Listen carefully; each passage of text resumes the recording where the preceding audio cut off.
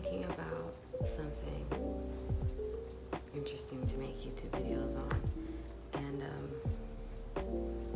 something that I don't see a lot of people doing. Basically, I've been working on a lot of plant monographs at the moment and just studying the plants and like really getting in depth, going through textbook after textbook, study after study. And so I thought, why not share bits and pieces of it for you guys to use for your own plant medicine journeys. All resources are always going to be linked in the bio. I hope this is a series that people can enjoy. But anyways, let's get to the point. I don't want to do a long intro, and I'm sure you don't want to hear one. So, if you like, feel free to subscribe and leave a like on the video. Leave a comment if you have any herbs that you would like to see. For now, I'm going to start off with everything that I have in my apothecary back there, and from there we'll expand. Thanks for watching.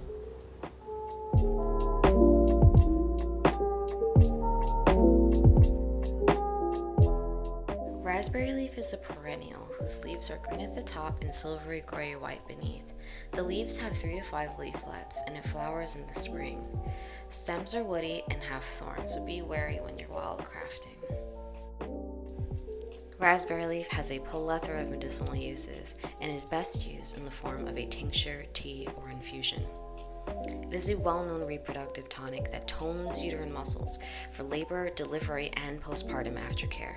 It's also responsible for soothing menstrual cramps and regulating one's cycle. It has a high vitamin and nutrient content, and it's also pretty good at soothing sore throats and supporting the digestive system. There are no adverse effects or drug interactions reported with raspberry leaf.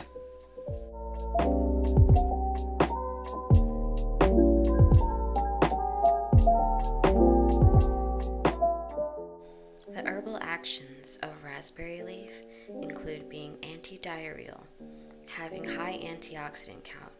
It is antispasmodic, astringent, nutritive, patrient, anti-inflammatory, and, like I said before, a reproductive tonic. A way that I personally use red raspberry leaf is in combination with nettles, licorice root, and oat straw. I think these herbs and root go lovely together for a wonderful woman's health tea, something that I like to drink before and during my menstrual cycle. So as you can see, I cut up the licorice root. I don't use a whole root.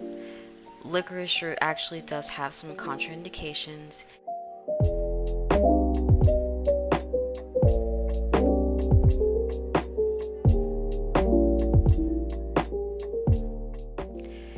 I also like to add some mugwort to my tea.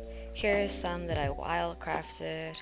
I personally like this addition to my tea because it's just a wonderful emmenagogue for those of us women who struggle with late menstrual cycles and would like to get their cycle back on track.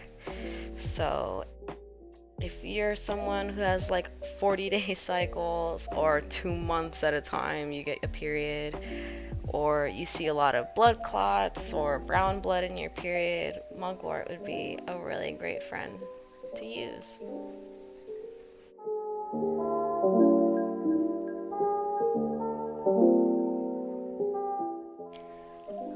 And just to touch base on the other botanicals that were mentioned, I love using oat straw and nettles because they're both such rich nutritives.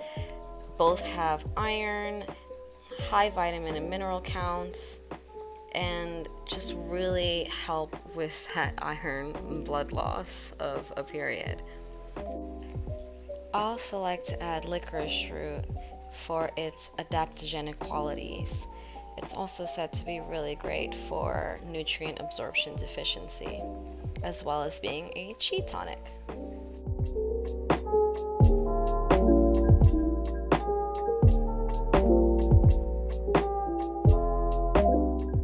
Definitely one of my all-time favorite tea combinations. I hope that you enjoyed this recipe and can use it to support your feminine bodies as well.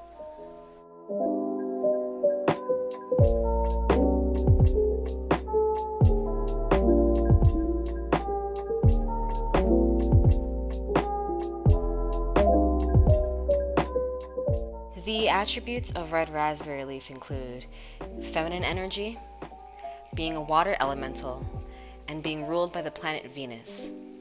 It is symbolic of protection and love. The branches were hung by doors and windows for protection when there was a recent death. What it does is prevent a spirit from re-entering the home.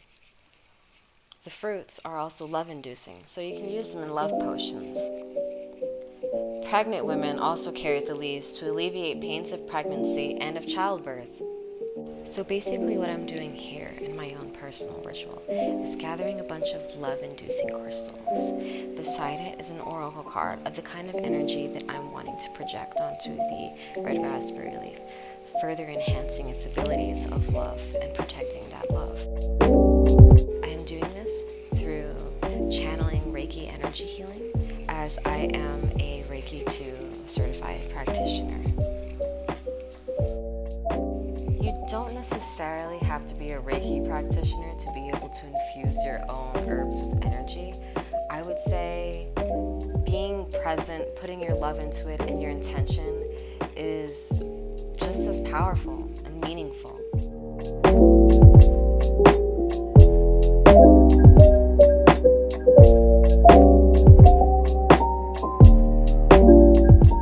Next up, I'm getting a little sachet so that I can add my herb and a crystal of choice.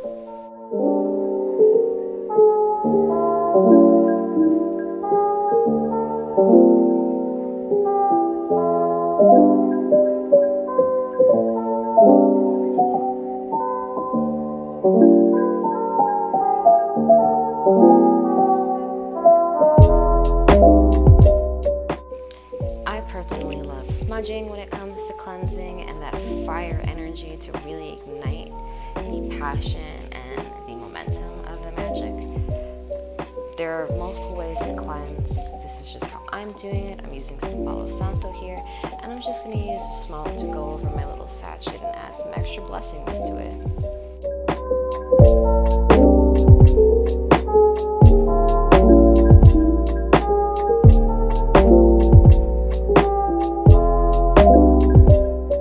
This is also a good time to rehearse some affirmations or spells to further enhance, bless, and just get the energy of the spell moving and really getting into the emotion and the feeling of it. Really connecting earth to spirit.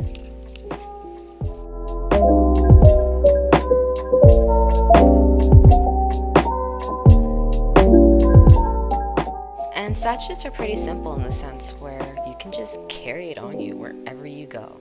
Going to the supermarket, laundromat, to work, it's discreet. You could also just put it under your pillow and have the sweetest of sweet dreams with it, and really just embrace that energy in your waking and dream life.